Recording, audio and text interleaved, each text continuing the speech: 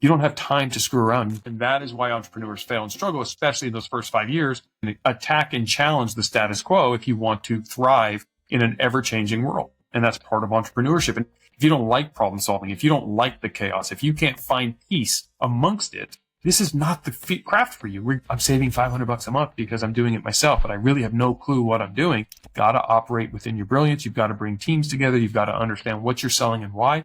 Most entrepreneurs build a business to make money. Some build a business to solve a problem, but only a few, like Jeff Fenster, build businesses that completely disrupt an industry. The question is how?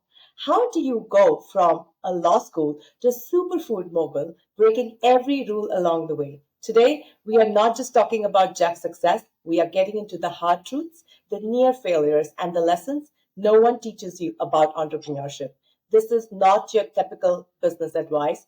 This is the blueprint you wish you had before you got started. Jeff, thank you so much for being with us on the Niya Desai Show. Thank you so much for having me. It's such an honor, and I'm excited to get to have this conversation with you after having met, less than a year or so ago. But thank you for having me. It really means a lot.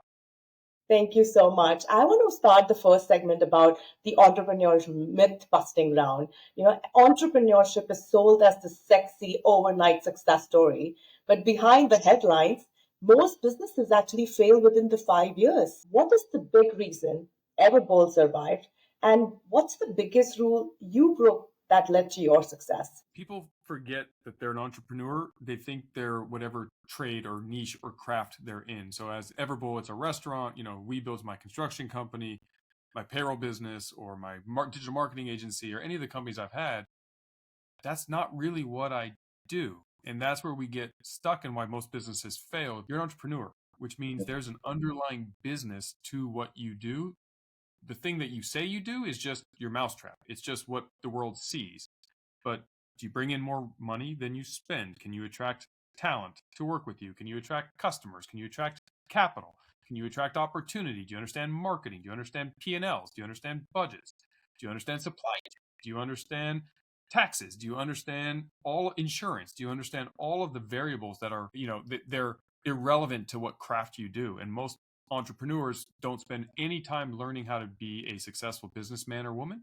They spend all their time thinking, I got to create this widget and it's going to be the best widget. Well, the widget's cool, but there's a business. And that's why most fail. And we all need to realize as an entrepreneur, you're a problem solver and you have to see the bigger picture and recognize that the business part is the same. And that is why entrepreneurs fail and struggle, especially in those first 5 years, because when you launch your product or your service, you're so invested in that you completely ignore the business part of the business. So true and so well said. People think you need millions to start a business.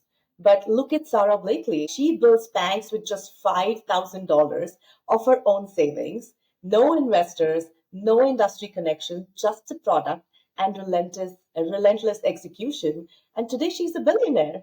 Jeff, why do you think people obsess so much over raising capital instead of focusing on getting customers? Because of the same reason I just mentioned, and their failure to understand that you could give a bad operator tens of millions and you could give a great operator $1 and the results are going to still be the same. The great operator will win and the bad operator will fail because it's not how much money you have, it's how you deploy the resources that you can get. And so relationship capital doesn't cost money. It costs effort and it costs time and energy that you built in, right? I could pick up the phone and call a friend of mine who's the top of an industry and I can get access to things that someone with $10 million who's competing with me couldn't get. That's nothing that money can buy. Money doesn't necessarily buy success. And so we raise all this money because of this scarcity mindset, this fear, this lack of understanding of how to deploy the capital and why and what actually moves. People think that their product and their idea is where the gold is, and the idea is irrelevant. You can improve something 1% and become a billionaire. I mean, Theranos is a great example. Yes. Incredible idea, disruptive idea. And obviously forget the criminal side of what happened. The product and the vision was so big, she raised a ton of money, but the execution wasn't there. And therefore the business fails, where another 23andMe just filed bankruptcy. Same thing. They're too focused on the product and not focused on the why and the how. Pure Vita just sold the other day for like pennies on the dollar. Same situation. The acquirers who acquired it spent a fortune to do it and then lost sight of what made the business successful. So being successful in business is not a byproduct of how much money you raise or have. And the other issue is people struggle to raise money because they're selling the wrong thing to investors. I've raised tons of money and I've never had a problem because I don't sell my product and service to investors. And that is a big difference, especially in the product side. Yeah, you just reminded me of actually Blockbuster and Netflix story, right? Netflix went to Blockbuster, I guess that was in 2000, asking them to pay 50 million. Blockbuster is out, and Netflix is, I'm assuming, over $200 billion now. It's ridiculous. They just sell themselves to best Blockbuster twice. Wow, that's amazing. So these stories are so incredible. You came from law school. So what's one myth about college and success that's completely outdated? Well, it kind of goes it's just all things. If that experience is required to do something, it's not. It's the formula and the approach is required to do something. So if you have the right formula, you can accomplish anything. The problem is we go in without a formula because we think we have the coolest, best product in the world. Like Everbowl, I sell great acai bowl. I believe it's the best in the world. I stand by that. But if all it was the best acai bowl in the world, it'd probably be out of business right now because I have to have the best team in the world and I have to have the best systems. Products don't. Right. And we don't build the systems there. And so you don't learn that in school. You get exposed to the ideas in college. You think you're going to learn how to do the job. You're not. You learn that when you actually start doing it. It's like learning to swim in a book. I can sit you in a class and I can teach you how to swim. And I can tell you the fundamentals and the strokes and the formulas and how to do it. But until you get thrown into a swimming pool and feel that weightlessness and actually have to apply it, you don't know how to do anything still. And so the idea that you come out of school knowing how to do something is not true. What you learn in college and all education is how do you absorb information and hopefully not be so dogmatic in your views that you fail to look at other views, because that's another reason why Blockbuster didn't become Netflix. They were so strict in their brain to think, why are people going to want to bring a DVD home by mail? Because that's what started before the internet. And then when the internet happened, nobody knew about streaming because it had never happened yet. So their belief was yesterday will still continue forever. Why will I look at something else? And that is a dangerous game. I mean, you have tons of examples throughout the history of the world where mistakes were made because we don't realize that everything is going to change and disrupt. Absolutely. You have to be a disruptor in your mind and attack and challenge the status quo if you want to thrive in an ever-changing world. And that's part of entrepreneurship. And if you don't like problem solving, if you don't like the chaos, if you can't find peace amongst it, this is not the craft for you, regardless of how we've glorified it. People overlook some of the stories that you've read. One of the legendary stories of Elon Musk, forget where he is politically in your views, was he never had a house and he used to sleep on people's couches and he worked 20 hours a day for 7 days a week and he never saw his kids or family and had no relationships. That's quickly overlooked to be, oh, he's the richest man in the world and look what he's done. I want that. Totally. So he did, you ain't going to get what he got. And he's put ridiculous amount of money back to his business. There's so much to learn from that man in our lifetime. I want to talk a little bit about, your company, Everbowl. The average profit margin generally in food industry is only 3 to 5%. And a lot of food businesses fail. So what is the brutal truth about the food industry that nobody talks about? That it's started by chefs. They're great in the kitchen and they know nothing about business. And the barrier to entry is they think, can I make a good spaghetti, a good sandwich, a good ice cream or Chinese dish or whatever, pick your food. It doesn't really matter. So the barrier to entry is nothing, right? Everybody has a family member who can cook something fantastic. Right. You can have a restaurant, but restaurant is still a business, which means do you understand food costs, cost of goods sold, supply chain, sourcing, codes, city codes, municipality codes, health departments, labor, scheduling, technology, accountability, accounting, SOP, standard operating procedures. That has nothing to do with what product you make. It has everything to do with the business. And so the problem in the restaurant industry is you have a ton of unqualified business owners who are bringing their product to the market and aren't understanding that side first.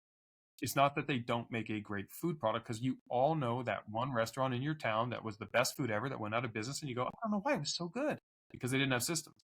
So wish more restaurateurs and people who want to start a restaurant would take one extra step and make sure that they understand business, they understand SOPs, they either get a coach or they buy a book or they take a course or they hire a consultant or they bring a partner in or they ask questions and listen to podcasts for free and they reverse engineer what makes the successful restaurants, because it's all systems. That's what the difference is between the ones that win and the ones that don't. And the truth is, it has nothing to do with the food, because some of the biggest restaurants in the world are not the best food. I Right. mean, the Subways and McDonald's, but they're not the best sandwiches and burgers in the world. They're just the biggest because they have the best systems. And so it's hard to scale mom and pop. It's hard to scale grandma's recipe that you make in your home. It's where you make those concessions that also dictate, right? Because you can't have, oh, this tastes like my grandmother's blank at scale. It's almost impossible, right? Because you got to source ingredients. You got to trust a bunch of other people who don't love the product the same as you to make it. So it is a process. And then it's, once you turn profitability, how do you ensure that all the other things that have nothing to do with food are done? There's a lot of moving parts. It's just a very tough business, but it's a very lucrative one once you hit profitability because of how that business specifically works. Right. That was incredible. I'm like hooked onto your conversation. It's so interesting and it's just to the point. I want to move on and talk a little bit more about the business rule like breaker playbook, because 60% of restaurants don't make it past the first year. And by year 5, that number jumps to 80%. That means for every 10 food businesses that start today, only 2 will be around in the next 5 years. And most people follow the playbook, Jeff. You built Everbowl by doing the opposite of what the traditional food businesses do. So, what was that biggest rule you broke? So it started day one. I had 0 restaurant experience and I opened my first restaurant. I was asking some friends in the restaurant space, what should I do? They said, oh, you should come out with coupons and discounts and, buy one BOGOs, buy one, get one free, and half off the first couple of days Yeah. or weeks or months. And I said, why should I do that? And they said, because the race to win is to get people to try your food. And the hardest thing from the day you open your door until you've hit saturation is getting customers to come over to the restaurant and actually try it. It's a new restaurant open. Hey, we got to try it. And it might take a week until you try it. And once you try it, it's going to take another period of time till you come back. So those first couple months, you're losing money as you're trying to build a customer base. So here's where I think entrepreneurs need to change their approach. So what is the problem that I just heard? You're going to lose a lot of money the first few months you're open. So try your hardest to shrink that down and get customers in. Okay. So the solution I'm being presented by the industry was discount. Well, okay, but let's spin that on its head. If I'm going to lose, call it $5,000 a month for 3 months, just pick a number, right? So I'm going to lose 15 grand over the first 3 months as I build customers. What if I spend all that 15 grand day one and I shrink time? Because time is my enemy. So how do I do that? What if I just give everybody food for free? Would you come for free? Well, now it's free. There's no cost. There's nothing in my pocket. You're going to go for lunch today. And if it's free, why don't we go try this new restaurant? They're giving away free food. Yeah. You're more likely to come with a more expedient time period. So we launched our day one friends and family is free. We just give food away.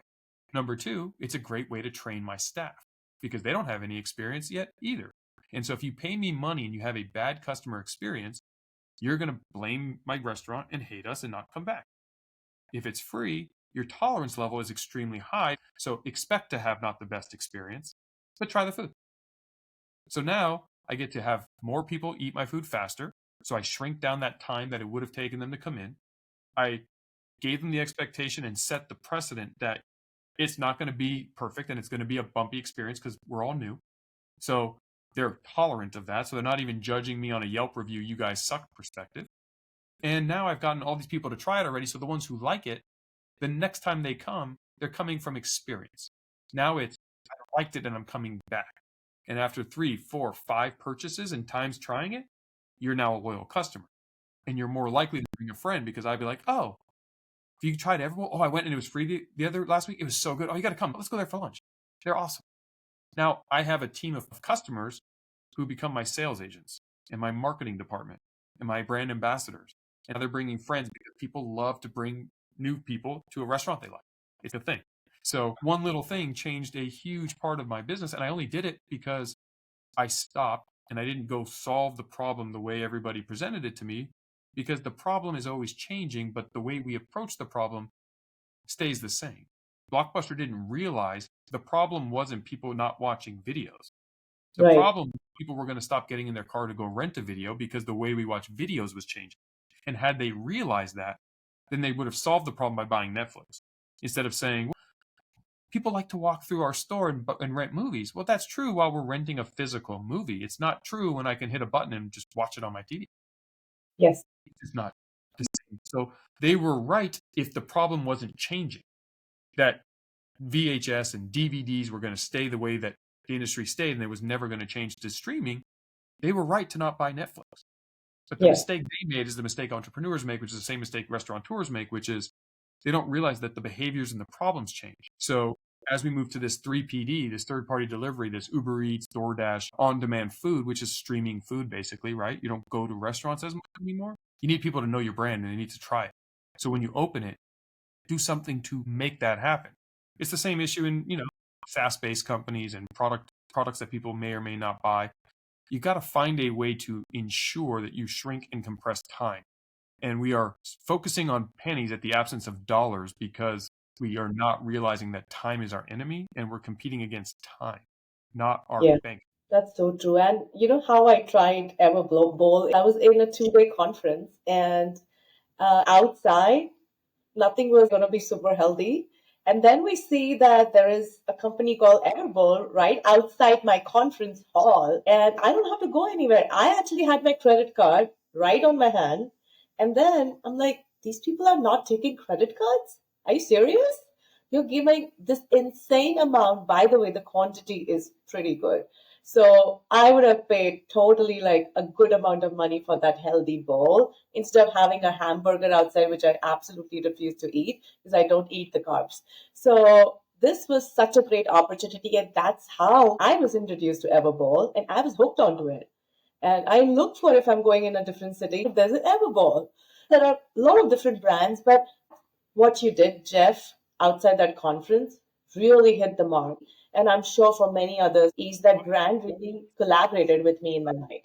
Yeah, it's how you use your marketing dollars and how you think about it. I need to bring my food to the people. I can spend the money to design a coupon, put it in coupon books, and ship it to everybody's house, and that'll cost me. Or I just invest that money in my own food and put it in your mouth. And if I want to be a sponsor at an event, a lot of them say, we want to cut if you sell, and we're not allowed to sell. So some brands say, okay, I'm not coming then. I'm coming for free. I'm giving my food away. There are customers there. You now have tried my product. When we open in Seattle, you will be a customer.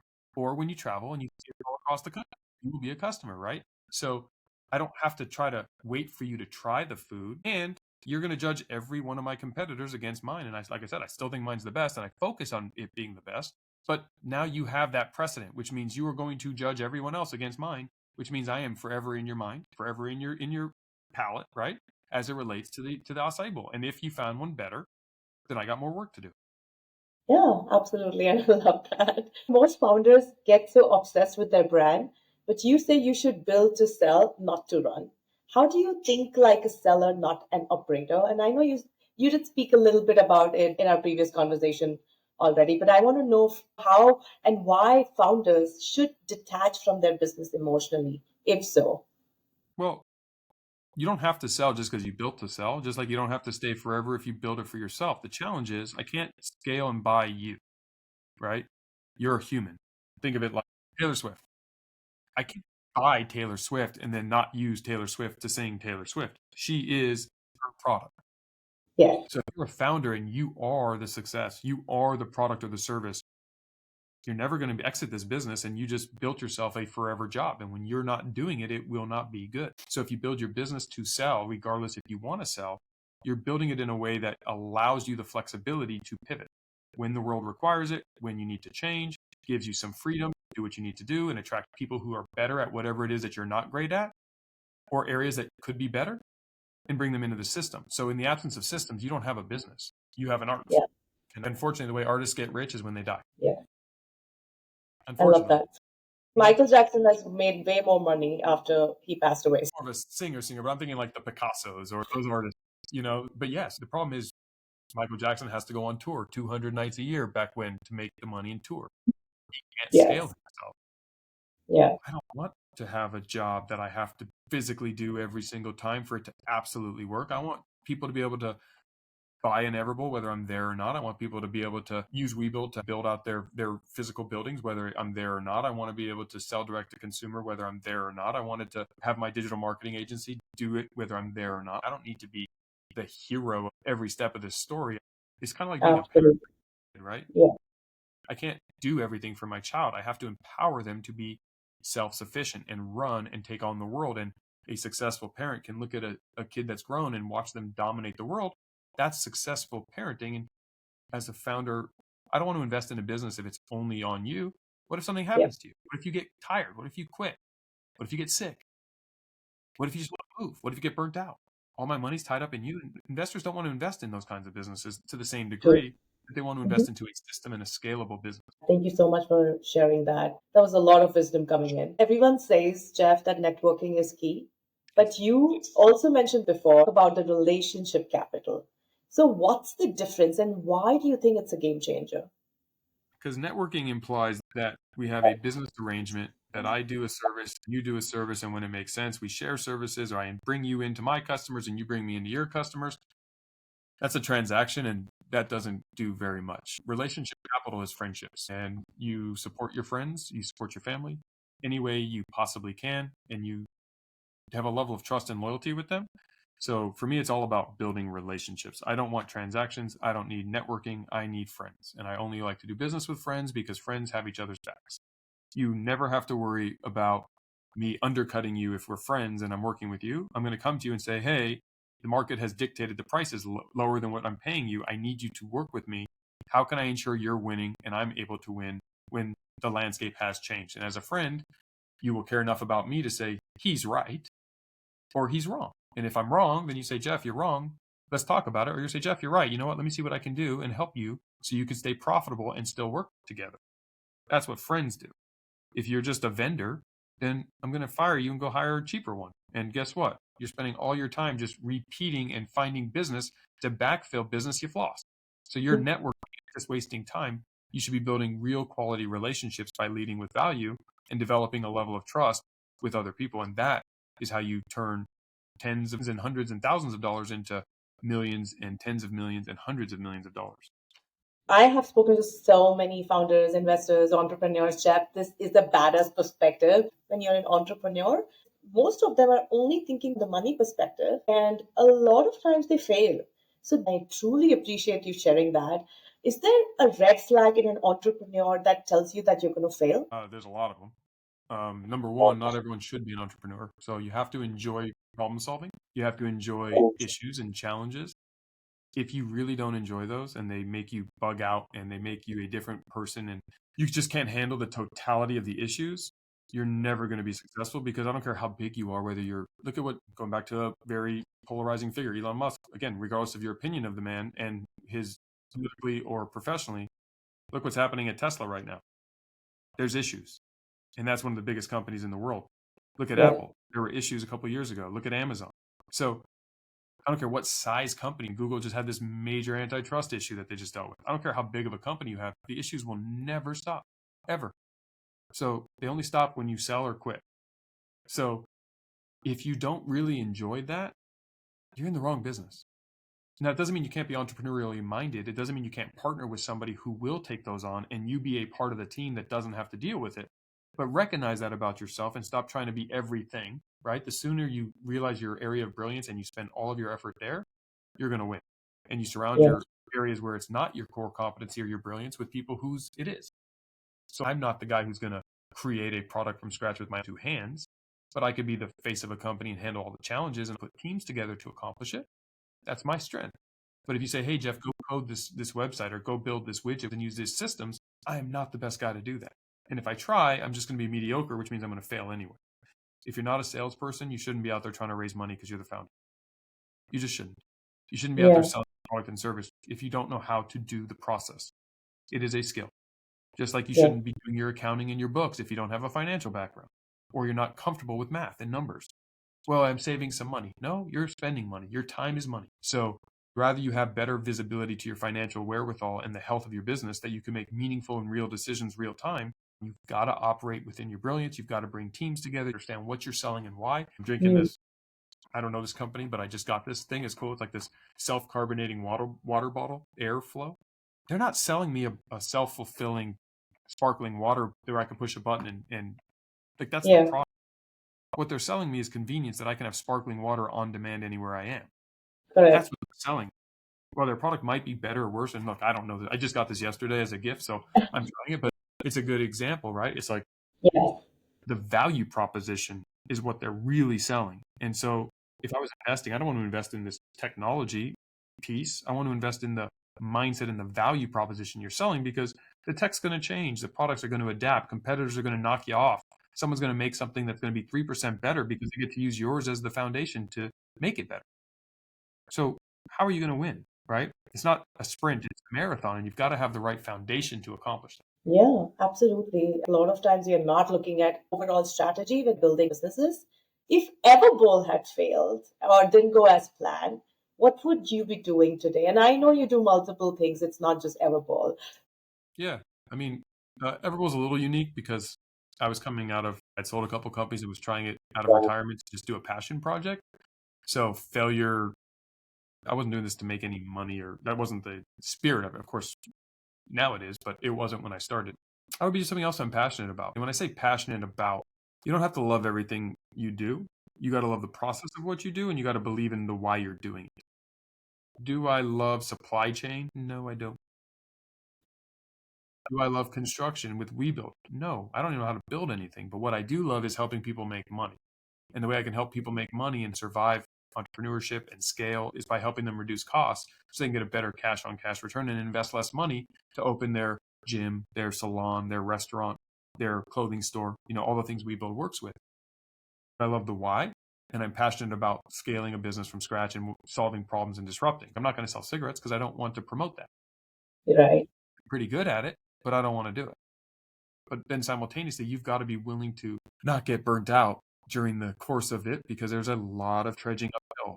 COVID, inflation, supply chain, election year, stagflation, high interest rates, suppliers going out of business, Mm-hmm. policy changes. It's never going to end, which, again, Of for course. some people, that's like, oh my God, this is hell. I don't want to do this. Then don't. Join a team that has those issues and you do the part that you like. But I like solving problems. I enjoy chaos. I don't like status quo. I get bored. I hate complacency. So for me, that's an exciting part. And that's why what was meant to be just like a side passion project, Everbowl, has now turned into a national restaurant chain because I don't know how to do things just as a side hobby.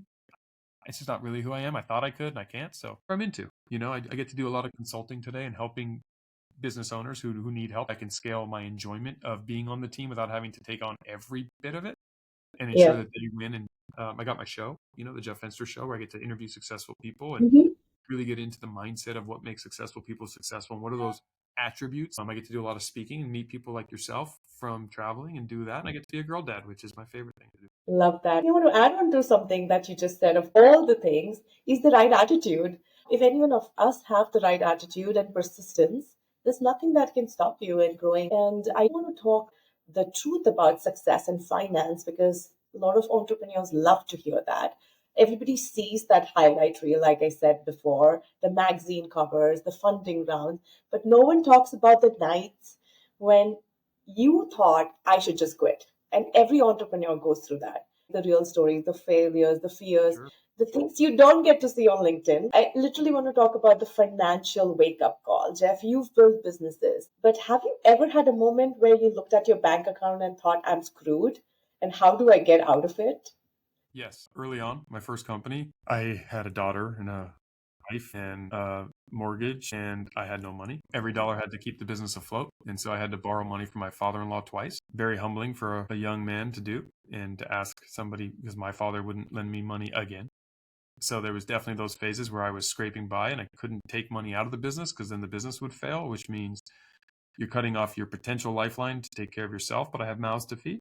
So those were definitely moments where you had to, can I do this? What is the stopping here? How bad do I want this? Like, wouldn't it be easier to just go get a sales job like you used to have? Because you can make six figures very easily and have a better quality of life. Why are you doing this again? And what is the benefit? And this was before entrepreneurship was even known and glorified, and we didn't have Instagram and YouTube. So it was like I had no one to look at and get inspiration from easily. Mm-hmm. So that's number one. Those happen. Fast forward even with companies, right? I mean, there were times Everbowl's almost failed. There have been times that my digital marketing company almost failed. Everbowl was about to run out of money right after COVID. That's a great example. I cut down 28 restaurants in 2019, laid off almost 500 people, and I had 28 rents to pay and bills to pay and no revenue coming in. So we had to take immediate action. We had to find a way, momentum. What can I do today to win the day? And it's about problem solving. And if I could stress to the audience, because you think the problem is one thing, but it might not be. That just might be the cover of the problem. And so it's very easy to solve the cover of the problem, but it's not solving the problem. And so you've really got to spend a minute and identify, what is the problem I'm trying to solve? I can't raise money for my business. Well, why is that? Is it because you don't have a good business? Is it because you don't have a good product? Or is it because you don't have the right story that you're telling to the people who may invest? Or do you not have the systems that they're willing to invest in? Those are 4 different answers to the same problem. So a lot of entrepreneurs and founders say, well, fine, I'll just give more away to solve the problem because I'm not able to raise it. And then they give away their business when they didn't, right? Or they take on debt that they didn't have to. So financially, that is where a lot of people get stuck, especially raising money. They're selling, and I get them all the time because, as an investor myself, I get pitched products all the time. I don't invest in products. I don't invest in ideas. I invest in people. That's it. Do I believe you are going to win the game? Yes or no? If the answer is yes, I want to like what you do. Yes, I want to hear about it. But I'll bet the jockey every single time. Elon Musk, who we've talked about many times, he raised a bunch of money early on and he won. So if he came to anybody, whether you like him or not, and said, would you put $100 into my next venture? Most people would just say yes, because look how many companies the man's built, whether you like the guy or not. And they're not selling cigarettes. He's changing the world. So you bet the jockey, not the horse, right? And take a moment and identify, are you investable? Yes or no? If the answer is no, then the problem isn't raising money. The problem is identifying who you need to be or what story you need to tell to display that. Absolutely. I actually almost lost my thought process because it was so interesting. The venture capital looks sexy. You raise millions, scale fast, and live like a king, but no one tells you that most VC-backed founders do not own their companies by year 5. And so what is the biggest money trap entrepreneurs walk into? Because you have built Everbowl without chasing investors.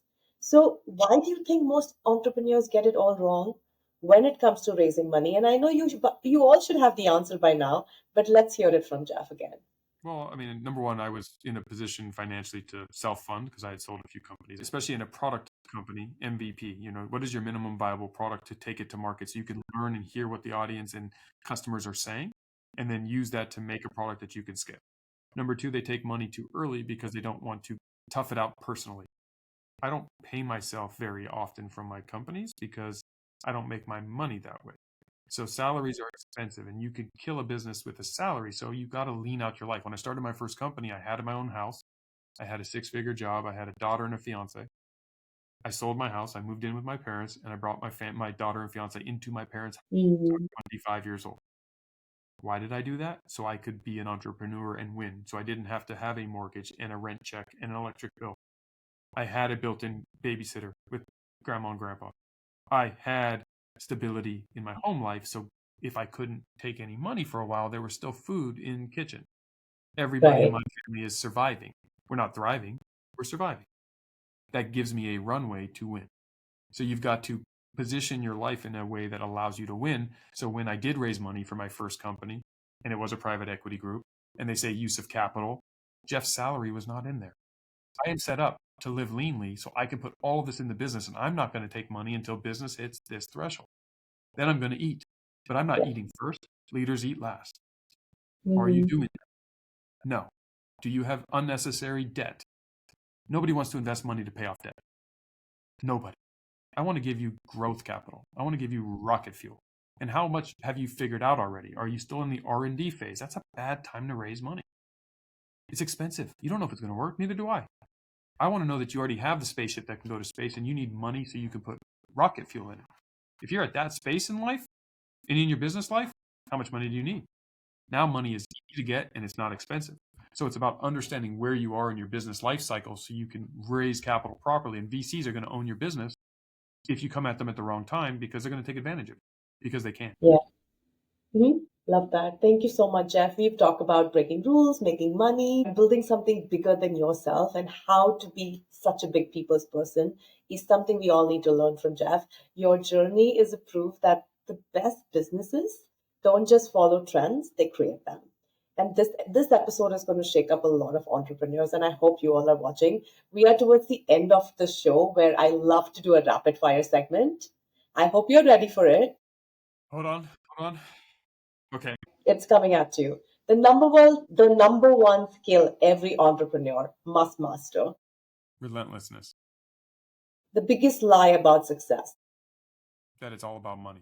If you had to start all over with zero money, what's the first thing you'd do? Make sure I have a good relationship group and friends I can call on. Amazing. One person you wished you could sit down and learn from it for an hour. Alive or not alive? Both. Either. Warren Buffett alive, Rockefeller not alive. Love that answer. What's more important, speed or patience? Speed. What's the most unfair advantage you had in business? My relationships. One habit that completely changed your life. Tenacity. Jeff, if there's one piece of advice that completely contradicts what most people believe about business, what is it? Experience is required to do anything. Thank you so much. And last question, because I cannot get enough of you. If someone listening to you right now, stuck in their 9 to 5, feeling they'll never break out, what's the first step they should take today? If they still don't have the answer after listening to this podcast. Do they know where they want to go, or to find what they want to go? Find where they want to go. The first step would be to spend your off hours time exposing yourself, because exposure leads to expansion. So once you're exposed to ideas and areas and avenues and places, then you have the ability to think about those in a way that you didn't before. So I would indoctrinate in the things out there professionally, companies, podcasts, social groups, online groups, Instagram pages, YouTubes, in areas that interest you. And if you can't find something there, then start to go to the next level, things that you like, but not as much, until you find an area that you're like, this is where I want to move. Love that answer so much. And I also want to tell the audience, if you're into the happy hour zone, there is a lot of possibilities of you hooking up with the right audience, the right people, the right mentors, the right networking events, which will give you all of that, but plus what Jeff just mentioned. So think of where you want to go and find your purpose and your worth with that. Entrepreneurship isn't for the fearless, it's for the ones who fear but do it anyway. If today's episode didn't convince you that success isn't about genius, luck, or money, but about the right mindset and execution, then you weren't listening hard enough. Jeff, your story proves that real success isn't about playing by the rules. It's about rewriting them. And for everyone watching, if you're tired of the same recycled business advice, if you're ready to hear the real, raw, and unfiltered truths about making it big, then hit that subscribe button right now, because on the Niya Desai Show, we don't do fluff. We do the hard conversations, the bold strategies, and the breakthroughs that actually change the game. Until next time, thank you.